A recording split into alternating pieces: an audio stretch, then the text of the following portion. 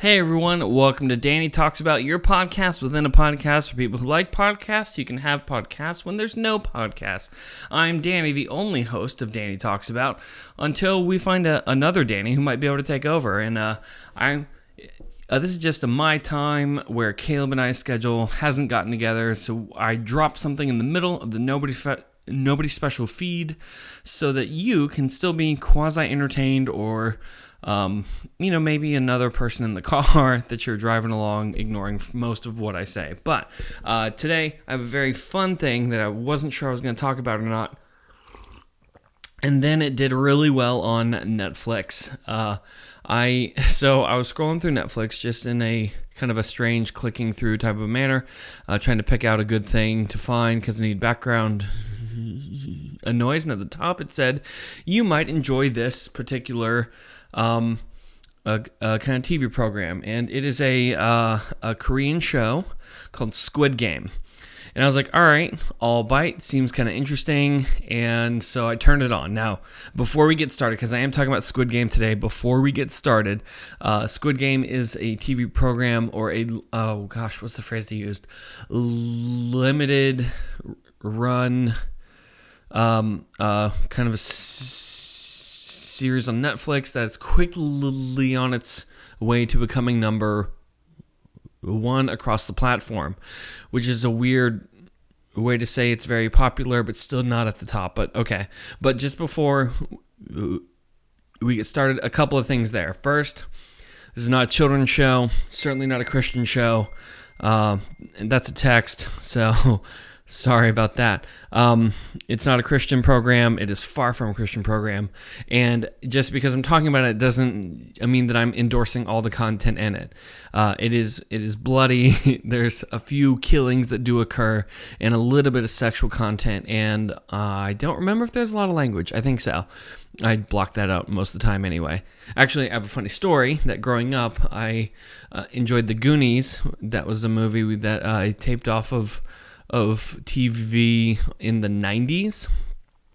So as it came time to go get either a movie or a DVD for the student group that I was a youth volunteer to play, I got the Goonies DVD. Now, I'd never gone through the Goonies on DVD or the original kind of version, and so I picked this up and thought this will be fine.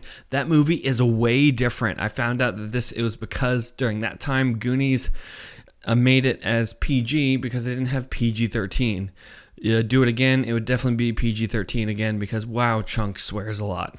Anyway, Squid Game. Squid Game is TVMA, and definitely TVMA. There's cursing, there's a little bit of sexual content, and a lot of violence. And I mean a lot of violence. So just because I'm talking about it doesn't mean that I'm endorsing all the things in it. But the premise is basically this. This is a survival drama limited series based out of Korea, and the protagonist, Seong Ji-hun, I'm butchering that, sorry, is down on his luck. And by that I mean he gambles a lot and he owes a lot of money to a lot of people that are weird and creepy.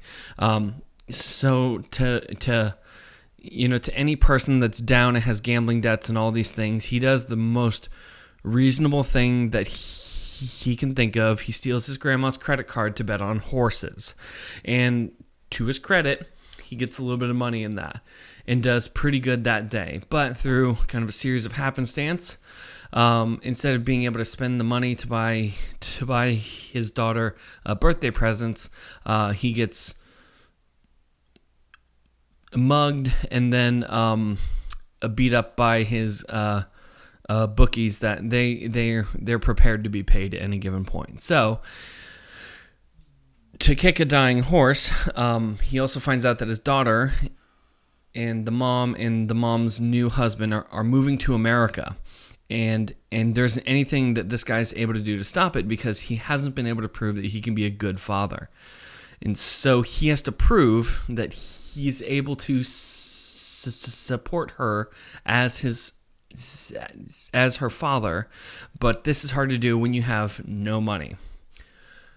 Enter the strange man on the subway who gives him an option to join this game. and that if he's able to win this game, there can be lots of money that comes out of it in the process. And so he agrees. And so as any person that is joining a game given to him by a random stranger on the subway, he calls a number, they tell him the place to meet up, and they gas him until he ends up on a strange island with 456 other people who are all competing to this prize. They're told if they play the game and make it to the end, they're going to get a lot of money. I think it's like $5 million in American currency, or in Korean currency, which I don't remember the name of. It's about 45 billion something. And so the first game, after they all agree, is red light, green light. And all the rules are very clear. As this big giant robot turns its back and says, green light, you can go as fast as you can. But as the robot says red light and turns back, anyone caught moving will be eliminated. And so the first person goes on out. They're all going out, and the first person saying, like, it's a robot and I'll just be out. So he tries, and then bang, and he falls dead. After everything is done, people start to panic. 200 people are shot and killed, and that is the point that they know that these games are little more than the thing they think they are. I heard a person on the internet describe it as if Fall Guy was an actual game that people played, and I can't get that out of my head because that one seems fairly accurate.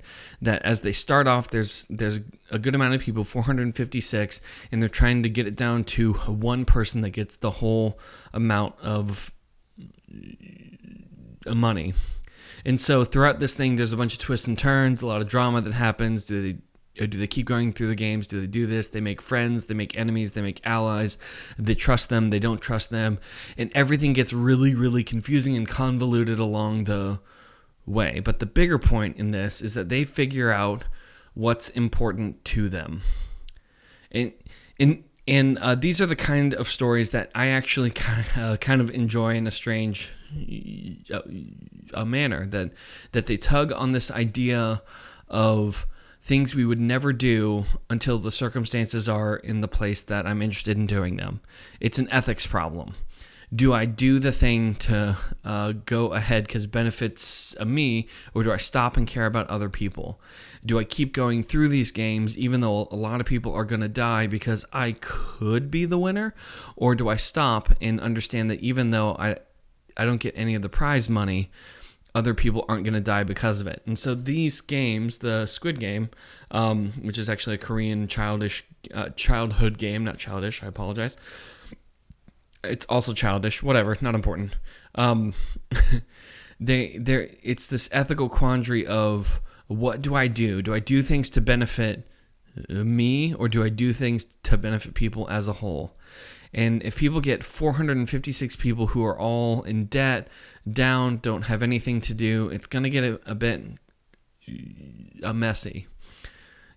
These type of ethical games, and I know I've talked about this in the past, also games closer like Fallout, Skyrim, Dishonored, these kinds of games that give a choice of how are you going to behave in this kind of circumstance, are always very fascinating to me, because it gives this idea of a trial that's crazy, and it's insane. This is not an actual thing that anybody could ever do or actually get away with doing, because after all things are done, they're trying to essentially murder 455 people, and that's insane. But if I'm in that case, what do I do?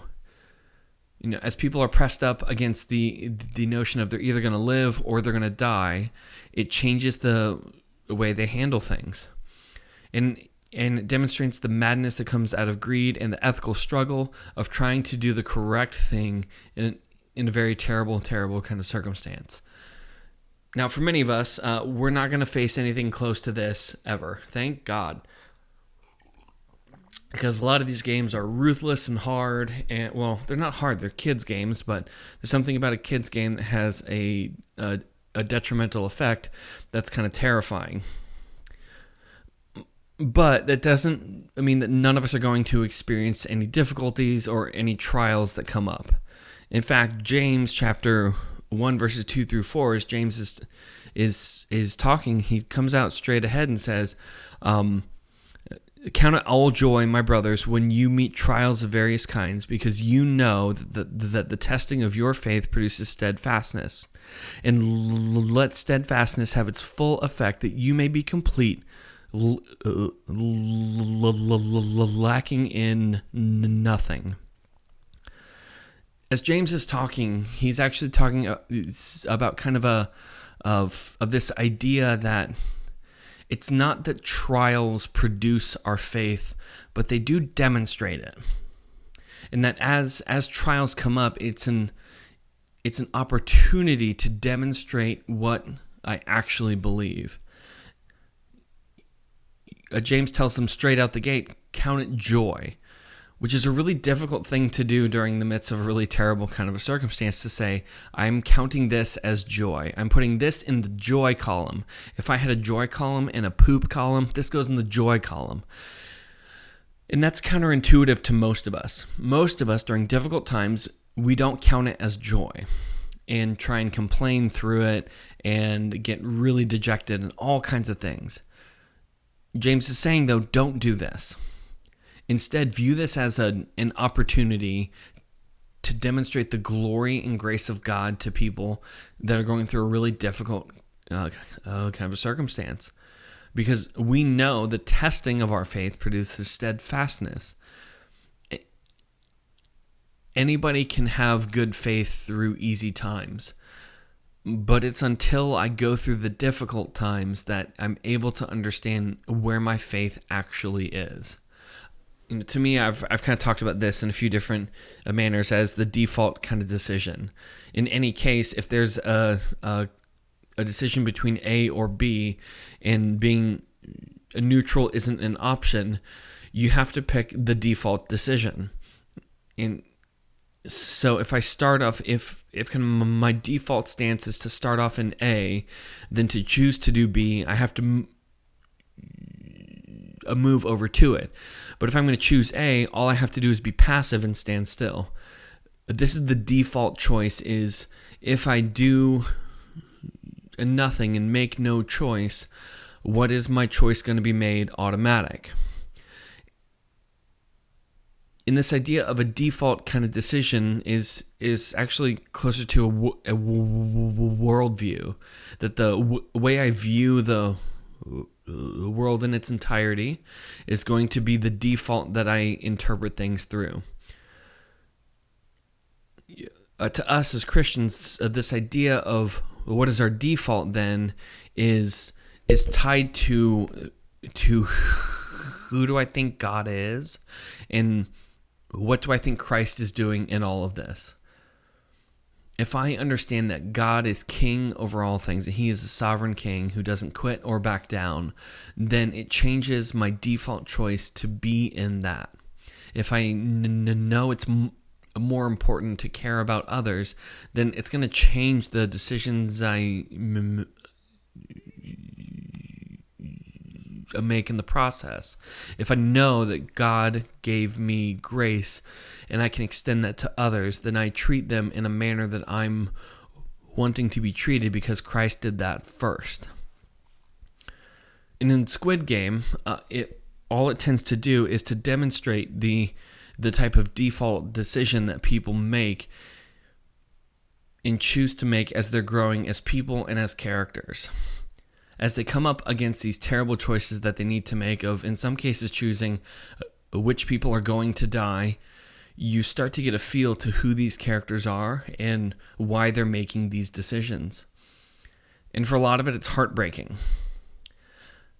There's actually, and I'm not going to give away the character names, one, because I'm really bad at pronouncing them, and two, because it's oddly a fantastic show. Not that I'm promoting it, you need to make that decision for yourself. But there's a character that makes the decision to sacrifice herself for another character. And in doing this, it's an act of grace and an act of caring about another person, because they understood that this person, they have a chance and they have a future and they're going to do better than them.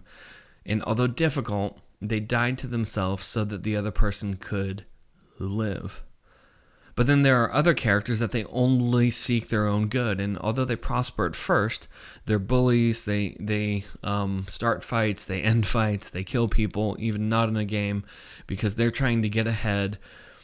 It demonstrated their true character by putting them under the stress that's needed. And so back to James, by testing of our faith, it produces steadfastness. As I'm being toughened up, or practicing sports, or trying to refine a metal, if I'm just standing still, I can claim, yeah, I'm doing good, I'm growing. But the demonstration of that occurs in the stress. For me, one of the big things I've had to think through, especially over the last couple of days, is as I'm stressed, what is the first thing I go to? Do I go to God in prayer, or do I go to other things? Do I try and spend time and stop and slow down and put and take an intentional time of focusing on God? Or do I power through and try and do things by my own ability and my own working? One of these is a better choice, and the other is a struggle. Well, and also a struggle, to be honest. As people grow, there's this idea that I can grow in the middle of the trial, though. Now, all the trial does is produce steadfastness in either direction. And if I'm claiming to have faith but can't get through the trial, then I need to go back to the gospel to understand my faith. As it comes down to it, faith, the Greek term is actually pistis or pistuo, to believe or to have faith. And it's this kind of a notion of, it's not just that I think a thing, it's not gnoso, it's not knowledge that I think this thing, but it's an understanding, sometimes despite not having the knowledge, that leads a person to action. It's not that I just think this thing, it's that I also do this thing. And if I'm claiming that Christ is the most important thing to me, then when that gets pushed and pressured, the decision becomes very easy. If I'm faced up to an ethical choice of I can either choose to murder a person and get $5 million, or I can choose to not and die, then if I'm trying to be honest and be obedient to Christ, then I know the answer. It's to do nothing and die instead of murder another person. Now, I'm also not trying to say that this is particularly easy. It's not. This is difficult. Because there's every ounce of our flesh that craves this kind of a self-promotion of us, so that I'm glorified above the others. I was actually just teaching the kids about the Tower of Babel, actually, and most people think that the Tower of Babel, they built it so they could get to heaven, which I guess I see how you could get that, but that's not actually the thing the text says. The text actually brings up they are building this big, massive tower, and I always pictured it as just really tall, but all the pictures and archaeological evidence of this say, no, it's a big honker. It's because if it's going to go tall, it's got to go wide. And so they were trying to do this to build a name for themselves. It's not that they're trying to kind of sneak into heaven as if they could do that by building a big tower, and God said, nope, can't get in that way. But that they're trying to be glorified among all the nations, and God said, no, there's only one person that is able to be glorified, and that's me. And so God confused their ability to speak to each other, to grow, and to prosper. He said, no, only one person can be glorified, and that is me. Because it is only God that's able to be glorified.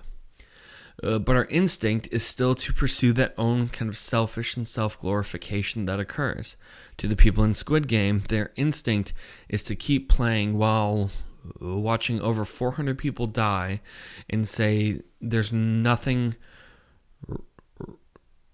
wrong in this, because it's not as if I actually killed them. And for most of them, they didn't. They just didn't do the game well. But they stop and say, it's like, well, I didn't actually do it, but so therefore I didn't actually kill them, so I can keep going. In actuality, though, you're still a part of it. And that's just the selfish drive that's being expressed. Now, again, we're probably not going to be involved in a game system that tends to kill the loser, but we are going to be in competitive jobs and offices and interpersonal relationships. And I have to ask that question, am I doing this to my own glory, or am I trying to glorify God by building up each other? Am I growing at the expense of others, or am I willing to take the back seat so that others can be glorified instead? Am I putting others in danger or threatening another person's existence by trying to step on them in order to get ahead? It was a big part of the Wolf of Wall Street, a movie that most people missed the message of. They saw the life of Leonardo DiCaprio and said, yeah, I want that. In actuality, the whole thing is just a cautionary tale to not be that guy. That guy was a miserable man who stepped on people to get ahead, and he did terrible things in the process. And if I can get through that and say, I want that, then maybe I've missed the point of the whole thing in general. But to us, are we striving to put other people ahead and die to ourselves? One of the hardest parts of following Christ, it meant that I had to crucify the self and to do it daily. That my needs, my desires, and they need to take a back seat because of our connection to the body. Now, granted, there are going to be times I need to go through things and I need to struggle, and I need to find people to struggle with that hold me up, and that all of us can go together. But still, there are those times that it is, frankly speaking, difficult, because I want to promote me. A few of kind of the stressors that I've gone through, I've determined I could best handle them if I was a selfish jerk. Crime is a big kind of a manner. People steal not because they think. Well, it's because people steal because of a jealousy that's in them, that they think they deserve the thing the other person has, even if they haven't earned it themselves. And so they steal, they take. And all this is chaos. This is chaos that moves us off of the image of God, away from the gospel, and glorifies us and just us. And it's no way to function. In Squid Game, if people functioned in this manner, they would die very quickly. They may get ahead for a bit, but in the end, 455 people died. But the whole time, as they made it from game to game to game, they thought they'd be that one person. And there's even a few twists and turns there that kind of lead you to believe that there was some major character growth that occurred in the process. One of the big questions it asks throughout the whole thing is, are people greedy? And the answer, to be honest, was kind of a mix. There are those that they died greedy. They died pursuing the money. It was dangled in front of them. It was tempting. And it was a trial, and they gave in. They lied, killed, stealed, and cheated in order to get ahead, because that money just came off as so appealing. But to others, they found a thing greater than money. They found a thing that was greater than paying their bills and all that. They found this intrinsic thing inside of them that allowed them to move past it. Even if it was a willingness to give up all the money, they still found a way past it. And although they never stated this explicit, I think it was love. The most powerful thing out there is love. And Scripture tells us in 1 John, God is love, and in him there is no darkness at all. To all the things out there that may be appealing, they will never truly be able to satisfy other than the never-ending love of God. Money runs out, I buy things, they grow old, they break, they rust. Greed will never actually truly be satisfied, and there'll be a desire for more and more and more and more until that desire overtakes us and kills us. But the never-ending love of God will never run out and always deliver. And so during times of trial, it isn't to kind of pull back and say, okay, I'm going to power my way through this and trust in me and glorify my name, but instead to take the time and stop and say, I am going to trust God, that God be glorified in all things. I'm going to do my best to follow him with heart, mind, soul, and strength, and I'm going to follow him with all that I have. And in that, God will be glorified. Good or bad, even if I live or die, God will be glorified still. When that's our attitude, I think we become untouchable. As these people fought for money, during the times that people stopped being motivated by the money is the moment the game stopped having their power. They knew they couldn't make them do these terrible things, and instead they needed to find another manner to motivate them. But for the Christian, if I understand that my motivation isn't to earn the love of God, but because I already have it, then none of the other influences can have an effect on me. I'm able to count it joy anytime I experience trials of many kinds, because I know the testing of my faith produces steadfastness. I know that by going through the storm, I'm able to understand that God is bigger than the actual storm. I'm able to understand that even though things may get difficult, that God is still in the storm and on the other side of it. And I know that going through the trial produces this perfection in a person that they may not be lacking anything. By knowing that God is as much in the storm as he is in the calm, then I understand that God is in all places and I can trust him at all times. So Squid Game. All in all, I loved it. I watched all of it very quickly. I couldn't stop. It was very compelling. It is dubbed, and I appreciate that because I don't speak a word of Korean. And subtitles, I also kept those on. But content, be cautious of that. This isn't a thing for kids. If you're a kid paying attention to this, you might want to skip this one. There's plenty of other stuff out there. Go play Fall Guys. I don't like that game. Anyway, it's a fine game. I just don't like it. But do check Mom and Dad before you just turn it on because it's pretty jacked up. But for all of us who are trying to follow God, please take a moment to stop and think, all right, what is my default decision? When things get difficult, where do I go first? And am I trusting God or trusting in me? Well, we want to hear from you, all those questions and any other questions that you might have, either for me or for Caleb and I. Probably the best place to do that is to go to thegospeloutpost.com/nobodyspecial. Danny Talks About is a podcast in a podcast, and that podcast is Nobody Special, which is usually two generations of people trying to find God in pop culture, politics, and everything in between, all while not taking anything too seriously. Caleb has a busy schedule. I think 1 or 2 more weeks, and then he'll be back, and we will be able to explain the busy schedule.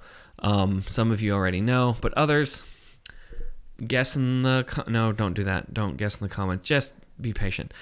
So if we want to hear from you, though, any of the answer to those questions or any questions that you might have. There's a form at thegospeloutpost.com/nobodyspecial. And also be sure and check out our social media on Facebook and Instagram at Nobody Special Podcast, and also The Gospel Outpost. I don't remember what our social media handle is on either of those. My bad. But other than that, Caleb and I appreciate all the times people tune into this weird, dumb show and talk about weird, dumb things and have a lot of weird dumb time doing it. So thank you everyone who tunes in, who shares the show, and is a part of this. So yeah. All right, well, that's going to do it for me today. This has been Danny Talks About, episode number 5, Squid Games.